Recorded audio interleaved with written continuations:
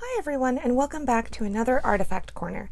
Today we are going to be looking at two miniature bust portraits, one from the late 18th century and the other from the early 19th century.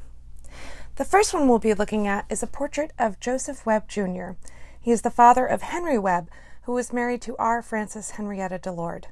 This portrait is in the American School style and painted in the latter part of the 18th century.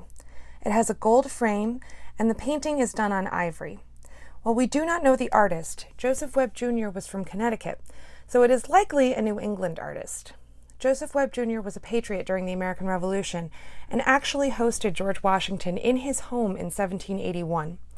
Joseph, like Henry Delord, supported his country financially, much to his detriment. By the end of the Revolution, Joseph was sent to debtor's prison for 12 years because he was accepting continental currency, which was worthless by the end of the Revolutionary War. Joseph passed away in 1815 at just 66 years old. Our second miniature portrait is of Nathaniel Hall. He was the father of Frank Hall, who was married to Fanny Delord Webb. The portrait is later than the first one we've looked at.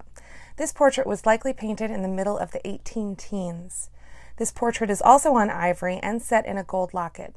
Unfortunately, there's a bit of damage to this piece, and the right edge of the ivory is broken inside. This is not uncommon with ivory. As it ages, it can crack and split in the direction of the growth patterns. It can also yellow or even turn black with time.